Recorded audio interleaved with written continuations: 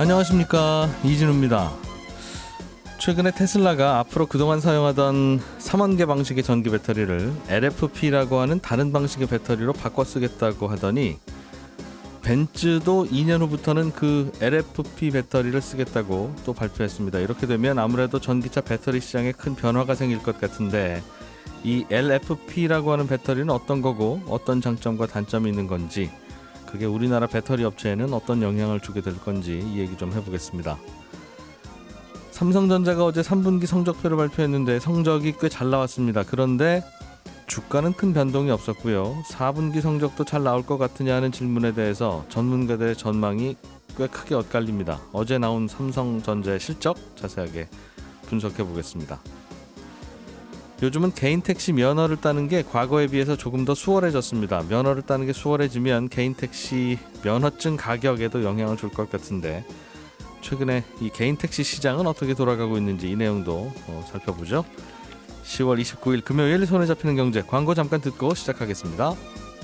자, 놓치면 안 되는 경제 뉴스들을 모아서 정리해드립니다. 김현우 행복자산관리연구소장, 그리고 손에 잡히는 경제 박세훈 작가, 오늘은 금요일에 따뜻한 목소리 안승찬 경제전문기자와 함께합니다. 어서 오세요. 네, 안녕하세요.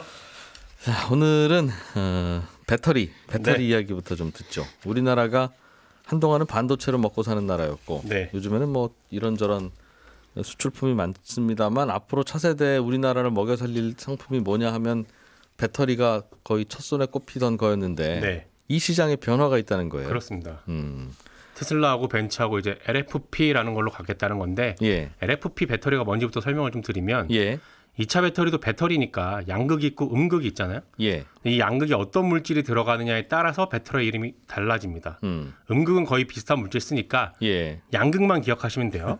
자, 양극에 니켈, 코발트, 망간 이렇게 주로 세 가지 물질이 들어가는 걸 니켈, 코발트, 망간의 앞글자를 따서 NCM 배터리라고 부르기도 하고, 예. 세 가지 물질이 들어갔다고 해서 3원계 배터리라고도 부릅니다. 이게 지금 우리나라 배터리 기업들이 잘 만들고 있는 거고, 예. LFP는 양극재에 니켈, 코발트, 망간이 아니라 철이 들어갑니다. 나머지는 비슷하고. 네, LFP의 F가 철의 원소기호인 Fe2거든요. 예. 이건 중국 기업들이 대부분 만듭니다. 그래서 중국 전기차에는 이 LFP가 들어가 있고, 당연히 예. 테슬라도 중국에서 만드는 모델에는 이 LFP 배터리 썼는데, 요걸 더 확대해서 앞으로 나오는 스탠다드 모델에도 LFP 쓰겠다고 하는 바람에 야, 이거 전기차 배터리 시장에 새로운 변화가 시작되는 건가 해서 화제가 됐고, 거기다가도 벤츠도 이제 이걸 쓰겠다고 하니까 네. 더더욱 이슈가 되고 있는 겁니다. 우리나라 회사들은 이 LFP라고 하는 배터리 회사를 배터리를 안 만들어요? 네, 안 만들고 있습니다, 아직까지. 그러면 그동안에 우리나라는 NCM 배터리라고 불리는 코발트 들어가는 네. 코발트 배터리 주로 만들다가 네. 이제 중국에서 철 배터리를 만들어 왔는데, 테슬라와 벤츠가 네, 우리도 철 배터리 쓰겠다 이렇게 된 그렇습니다. 거군요. 그동안 테슬라와 벤츠는 그 코발트 배터리 썼어요? 테슬라 같은 경우는 중국에서 만드는 모델에는 철 배터리 썼고, 예. 나머지는 니켈, 코발트, 망간 썼고. 썼는데 네.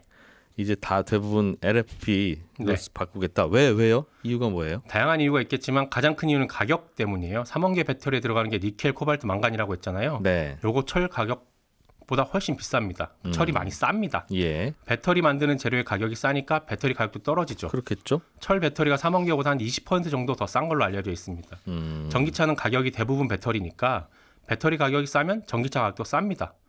무엇보다 지금 당장은 3원계가 LFP보다 가격이 많이 비싼 건 아니지만, 예. 앞으로는 가격이 더 많이 비싸질 수도 있습니다. 왜냐하면 니켈하고 코발트는 매장량이 무한하지 않거든요. 정해져 네. 있습니다. 예. 근데 앞으로는 2차 전지 배터리가 더 많이 쓰일 것 같잖아요.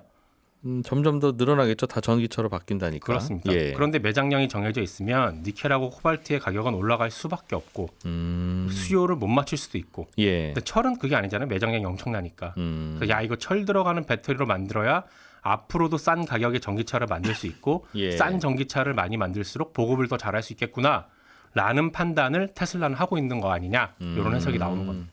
지금은 LFP 배터리든 뭐 니켈, 코발트 들어가는 배터리든 네. 둘 다 만들어낼 수 있는데, 네. 앞으로 미래에 배터리 수요가 늘어나면 네.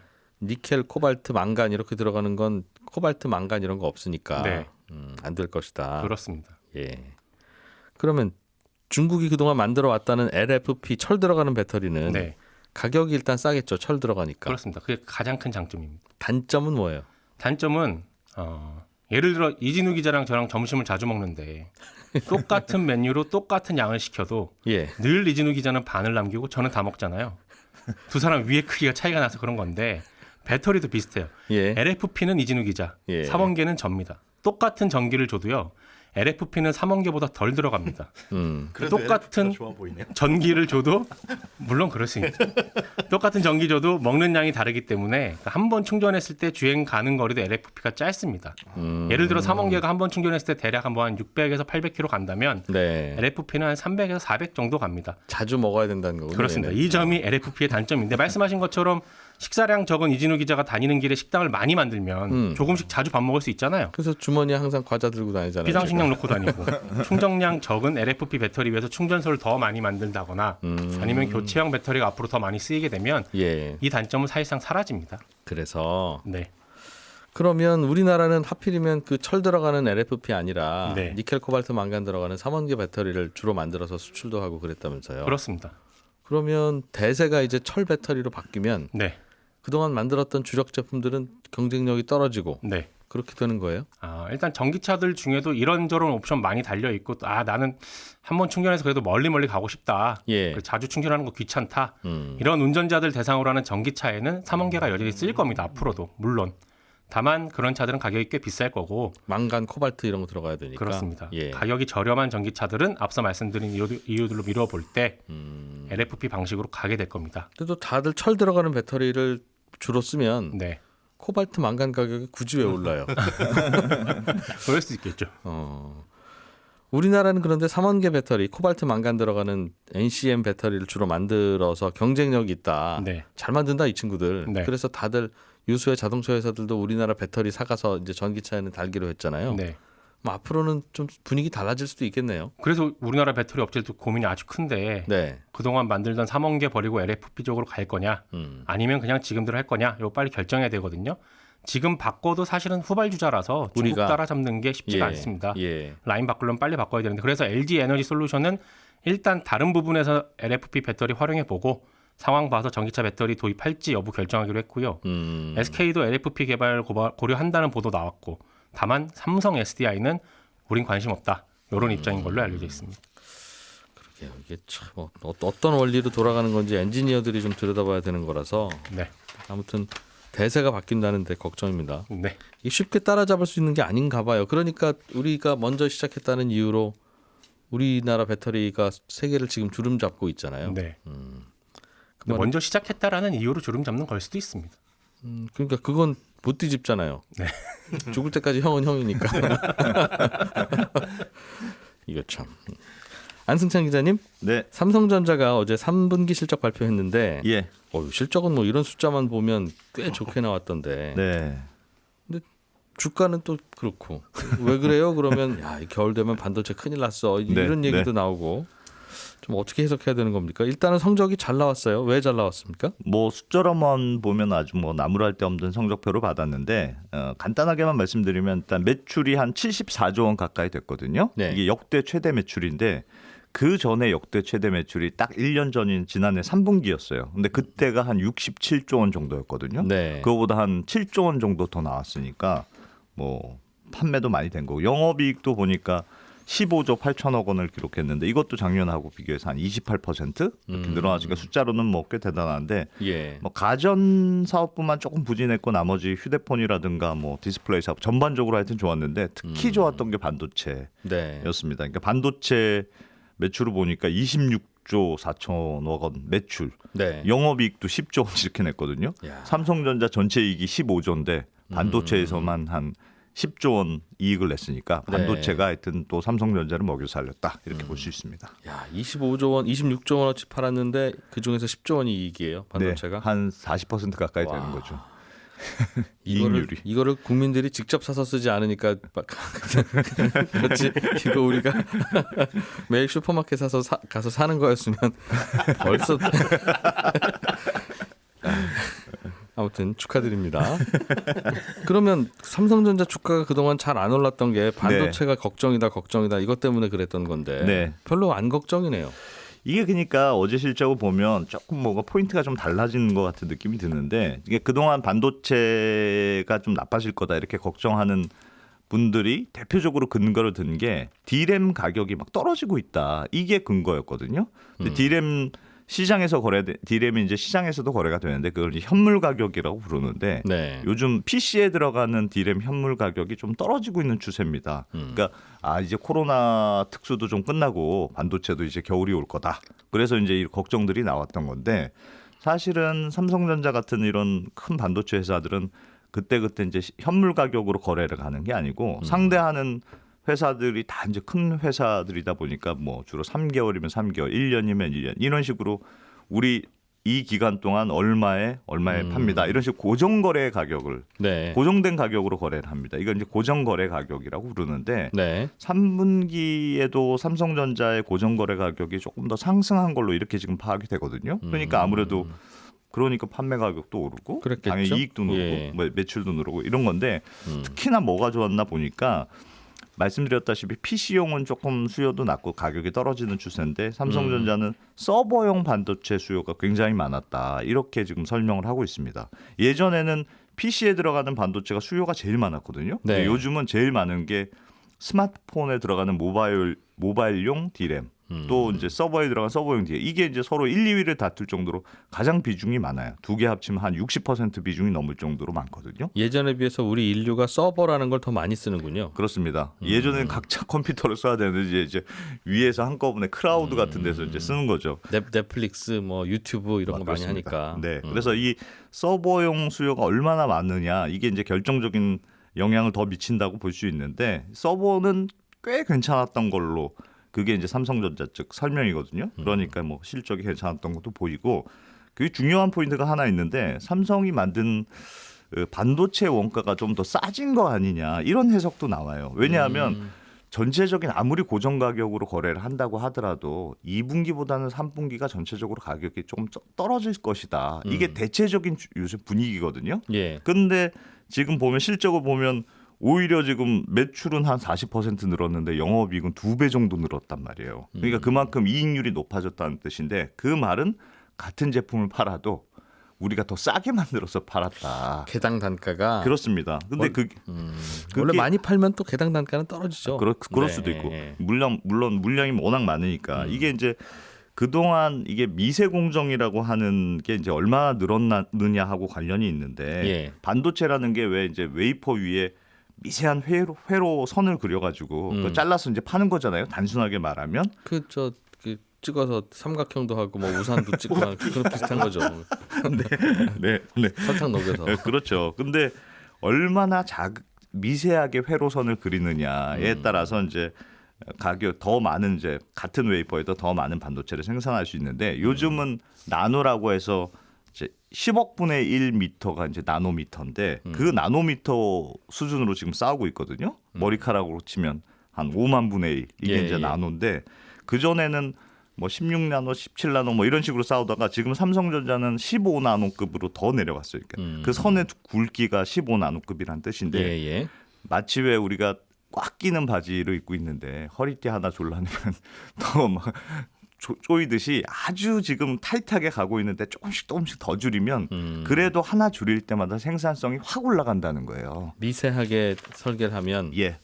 조그만 반도체 안에서도 많은 걸 구현할 수 있으니까. 그렇습니다. 그리고 아무래도 전력 효율도 더 좋아지고 그래서 삼성전자는 조금 생산성도 높아서 원가를 좀 더 낮춘 게 아니냐 이렇게 해석이 좀 되고 있어요. 주가는 어떻게 될 것 같습니까? 그러면 어제도 보니까 지금까지 사실 조금 안 좋았는데 시장에서는 뭐 조금은 나아질 거 아니냐 뭐 그런 예상도 있던데 그러니까 대체로 그래도 뭐 아주 분위기가 좋지는 않아요. 왜냐하면 지금까지는 그래도 고정거래 가격이라는 걸 유지하고 있으니까 가격이 괜찮았다 예. 하더라도 현물 가격이 떨어지면 아무래도 고정 가격도 영향을 받을 수밖에 없지 않겠느냐 이런 전망이 있거든요. 어제 삼성에서도 가격 협상의 난이도가 높아졌다 이렇게 말을 했거든요. 예. 그러니까 아무래도 현물 가격이 특히나 이게 서버용 가격이 관건인데 이런 겁니다. 그러니까 서버용 반도체로 주문한 회사들은 무슨 아마존이니 마이크로소프트니 큰 회사들이잖아요. 예. 이 회사들은 아무리 장기고로 거래하더라도 시장 가격이 떨어질 것 같으면 이제 가격이 더 떨어질 때까지 안 사고 버티는 거죠. 이렇게 네. 보고. 예. 그래서 조금 더 영향을 받지 않겠느냐. 4분기에는 좀 가격 하락을 피하기 어려울 거 아니냐 이런 예상도 있는데 뭐 그래도 아니다. 뭐 워낙 지금 이익률도 뭐 D램에서는 한 50% 정도 나고 있고. 지금 당장은 뭐 이상한 게 하나도 없는데 네, 앞으로는 좀 이상해질 것 같다. 그렇습니다. 이런 거가 주가를 계속 누르는. 그렇습니다. 알겠습니다. 한 내년쯤 되면 회복이 되지 않겠느냐. 뭐 이런 식으로 전망들을 많이 하는 거. 내년 해봐야지. 한 달, 2달 남았어요. 2달. 김현우 소장님, 네. 개인 택시 시장 이야기 좀 해주세요. 예. 지금은 우리나라에서 개인 택시를 하려면 예를 들면 김현우 소장님이 나 내일부터 개인 택시 해야지 이거 안 되는 거죠. 안 됩니다. 이 두 가지 요건이 필요한데요. 하나는 택시 운전 자격이라는 거, 또 하나는 예. 개인 택시 면허인데 택시 운전 자격은 일종의 시험입니다. 네. 교통법규, 뭐 안전운행 이런 뭐 지리 숙지 정도. 요거는 특별한 결격 사유 없으면 누구나 시험을 볼 수 있고 누구나 딸 수 있고요. 개인 택시 면허라는 게 따로 있는데 이거는 수량이 한정돼 있는 사업 면허예요. 네. 그러니까 우리나라의 개인 택시가 포화 상태다 보니까 2005년부터 택시 총량제라는 걸 도입해서 전국을 156개 사업장으로 나누고 그 사업장별로 지자체별로 인원과 필요한 택시 대수 이런 걸 고려해가지고 정부에 보고를 합니다. 그러면 이제 5개년 계획을 세워가지고 택시의 수급을 조정을 하는 거죠. 그래서 그에 따라서 뭐 발급을 하거나 뭐 제한을 하거나 감축하기도 하고요. 그러다 보니까 이제 새롭게 택시 운전을 하려고 하시는 분들은 기존의 택시를 그만두시는 분들의 면허를 사오는 수밖에는 없어요. 그런데 이것도 2009년 11월 28일 이후에 발급된 면허 같은 경우에는 원칙적으로 양도양수가 불가능합니다. 근데 이제 중간에 살짝 법이 바뀐 게 지자체 조례에 따라서 지자체별로 양도양수가 가능하도록 할 수 있다. 네. 이렇게 바꿔놨어요. 그래서 택시 총량을 줄여야 하는 지역에서는 이 양도양수를 일정 기간 금지하기도 하고요. 너희들끼리 팔지 마시고요. 그렇죠. 예. 뭐 이제 세금으로 보상금을 줄 나라에서 테니까 사드리겠습니다. 예, 뭐 정확히 말하면은 지자체긴 한데 뭐 나라에서 사드리는 거나 알겠어요. 마찬가지죠. 예. 그렇게 해서 흡수해서 없애기도 하고 또 그런 식으로 이제 수급을 조절하고 있습니다. 그러니까 어떤 동네를 가면 개인 택시 면허를 개인적으로 사서 할 수 있는 거고. 대부분 지금은 그래요. 일부 지역이 지금 중지가 돼 있긴 합니다. 예. 그런데 개인 택시 면허를 취득할 수 있는 기준이 더 완화됐다는 얘기도 있던데. 올해 완화가 됐어요. 아마 어렴풋이 그거 개인 택시 하려면 회사차, 그러니까 법인 택시 몇 년 몰아야 되는데라고 알고 계신 분들 계실 거예요. 예. 그 기준은 그대로 있습니다. 그런데 올해부터 하나가 추가가 된 게 뭐냐면 네. 그냥 일반인, 민간 일반 차량 운전자로 최근 5년 무사고면서 예. 교통안전공단의 교육을 이수하면 개인 택시 면허를 살 수가 있습니다. 그리고 이 5년 무사고란 기간은 지자체별로 2분의 1까지 축소를 할 수가 있습니다. 2년 반까지도. 그럼 한 3년 무사고면 되는데 네. 3년 동안 운전 거의 안 하셨으면 3년 무사고겠죠. 실제로 운전을 하셔야 돼요. 뭐 가끔이야 해도 네. 뭐 근데 그 운전 여부는 운전경력 증명서로 뗄 수 있죠. 그렇겠죠. 예, 뭐 보험가입 이력으로 따지니까. 그러니까 실제 해놓고 뭐 집에서 운전을 안 하셔도 그렇겠네요. 그렇습니다. 그렇게 되는 거고. 저보다 운전이 서툰 분인데도 개인 택시가 가능하다 네, 이제. 일단 행정적으로는 가능하고. 오, 네. 그러니까 교육도 5일짜리 40시간 교육이거든요. 한 52만 원짜리 교육인데, 근데 문제는 이 교육을 다 아무나 수시로 들을 수 있는 건 아니고 이것도 총량이 정해져 있어요. 10,000명 정도 1년에. 예. 그러다 보니까 사실 이걸로도 간접적으로 수요를 조절을 할 수 있기는 합니다. 네. 그런데 어쨌든 문턱을 낮춰놨잖아요. 이 문턱 낮춘 거는 택시가 점점 고령화되다 보니까 예. 이런 부분에 있어서 인력 구조를 조금 바꾸려는 취지가 조금 강합니다. 나이 많이 드신 분들은 얼른 너는 면허 그냥 파시고 조금 젊은 분한테 파시고 네, 그분은 회사 택시 안 모셨더라도 운전할 줄 아시면 그냥 개인 택시 하시고 그렇습니다. 그렇게 하라는 거죠. 예, 그러면 그 면허를 서로 주고받고 하면서 사고 팔아야 되는데 네, 예를 들어서 제가 그동안 3년 무사고 5년 무사고였어요. 네, 내일부터 좀 해보고 싶으면 예. 개인 택시 면허를 사야 되는 거죠, 제가. 그렇습니다. 사야 됩니다. 거기에 거래되는 시장이 따로 있어요. 뭐 일반적으로 플랫폼, 중개하는 플랫폼들이 여러 가지 있고 예. 거기 가서 거래하시면 되는데 얼마예요? 서울 같은 경우에는 한 7,900만 원. 이게 지역마다 다른데 세종시는 택시 개인 택시가 218대밖에 없습니다. 예. 여기는 2억 원. 아, 대구는 택시가 10,000대 정도 있는데 개인 택시가. 예. 근데 서울의 가격에 5,400만 원 정도로 한 3분의 2 정도 수준. 어디는 비싸고 어디는 싼 게 그 예. 면허 있으면 하루에 벌어들일 수 있는 수입에 따라 다른가 보죠. 그렇죠. 왜냐하면 법인 택시도 있으니까 개인 택시는 부족하지만 법인 택시가 많은 곳은 또 그게 싸기도 하고요. 예. 그리고 이게 이 완화가 되다 보니까 연초에는 야 이거 개인 택시 그럼 하려는 사람 많아질 거고 예. 그러면 면허가 귀해지겠구나 해서 가격이 올라갔어요. 네. 대부분의 지역에서. 예. 그런데 최근에 이슈들이 많이 있었잖아요. 이게 택시를 운행하려면은 뭐 카카오티 같은 플랫폼에 연결해가지고 수수료도 줘야 되고 그러지 않으면 영업이 힘들어지기도 하고 네. 또 LPG 가격이 많이 오르다 보니까 영업 환경이 안 좋아졌거든요. 그 이후에 이제 또 거의 폭락의 수준으로 서울 같은 경우는 연초에 비해서 20% 떨어졌습니다. 아하. 9천만 원 가던 게 7천만 원대로 확 떨어져서 개인 택시 면허 가격이. 네. 근데 또 지역별로 이것도 큰 차이가 있습니다.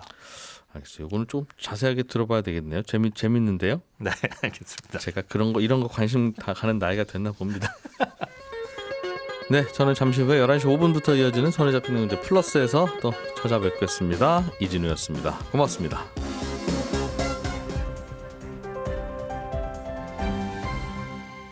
경제를 생각하는 사람들의 즐거운 습관. 이진우의 손에 잡히는 경제.